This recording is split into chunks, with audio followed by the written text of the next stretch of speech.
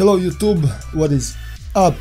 Eroktic here. In today's video, I'm gonna show you how to win in the Fortnite Battle Royale. By the way, have you ever heard about this game? I'm not sure why am I so hyperactive right now, but before we roll the intro, I just wanna say that I have won at least 13 times in like last 2 days, and I'm not even playing only Battle Royale, I'm also playing the PvE. But now, let's roll the intro.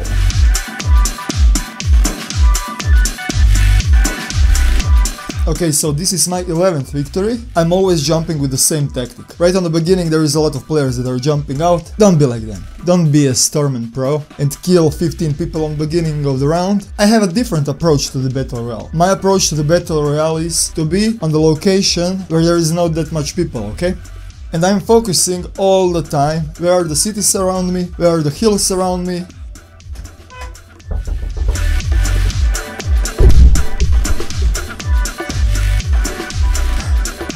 Can you read this? Ubisoft, they always take care of me. Anyways, I'm taking in consideration all the time where is the circle and in which direction the bus was heading. For example, if the bus is heading diagonally a little bit to the right, the most amount of the people is going to be on the south, southwest and west, and the lowest population of the players is going to be on the northeast. But not just that. I'm also jumping the furthest I can, which means I won't dive in to be the first player that is gonna hit the ground. I'm gonna take my time. I'm gonna reopen the glider, glide a little bit more, then I'll dive again. Then when I see I cannot reach the destination, I'm gonna reopen my glider again. And so on and so forth. For example, the house that I'm looting right now, I was fully geared. 3 chests I think, and after I looted this house, there is no chance that somebody is gonna be behind me when I'm running, which means I cannot be flanked.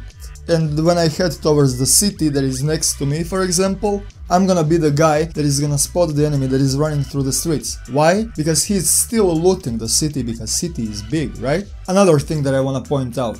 In the 2K17 game, the walls have a weak spot. Okay, I get it, like, weak spots are headshots. Weak spots are the gas barrels, because they can explode. What is the difference between hitting the wall here and here? What else I can expect? The weak spot in my inventory?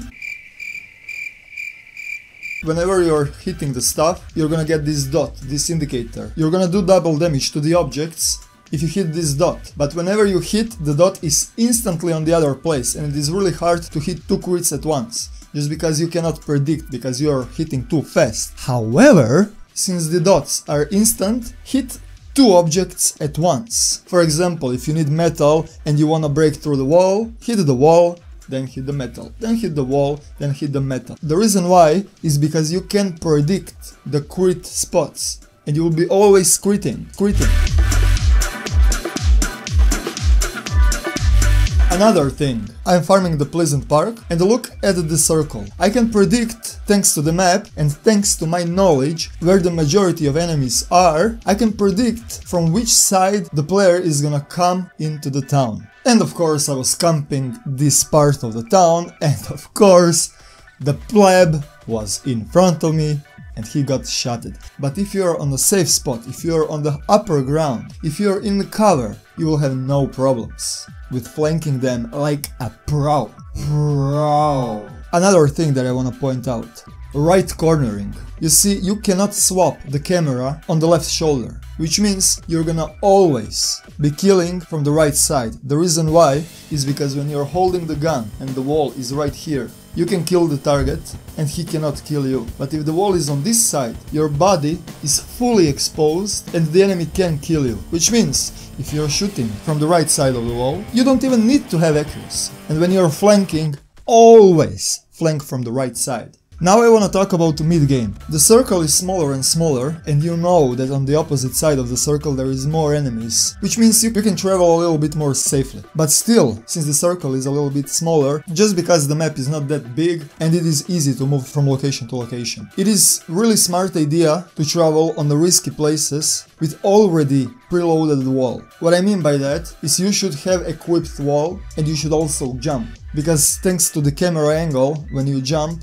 you will see much further And thanks to the preloaded wall in front of you, even on the risky places you can instantaneously create the wall in front of you and the enemy, so you have cover to just prepare how to engage. And it is also smart to move in 45 angle degree. What I mean by that, don't go straight to the middle of the circle, move diagonally, so you can see the enemies that are running towards the middle of the circle or towards the circle. And now the circle is so small that there is just few people left. How I am always approaching to the end game, I'm always on the higher ground. The people in the Fortnite are building the structures on the end game on the circle.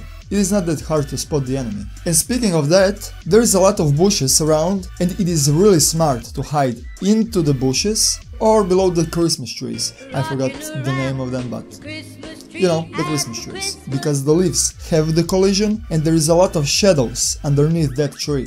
And you can hide below it. Stay on the higher ground always, because it is easier to spot the enemy. This was my short and sweet tutorial how to win in a Battle Royale. I hope you're gonna subscribe. Anyways, guys, thank you guys for watching. I'm gonna go back into the bus because we just got started.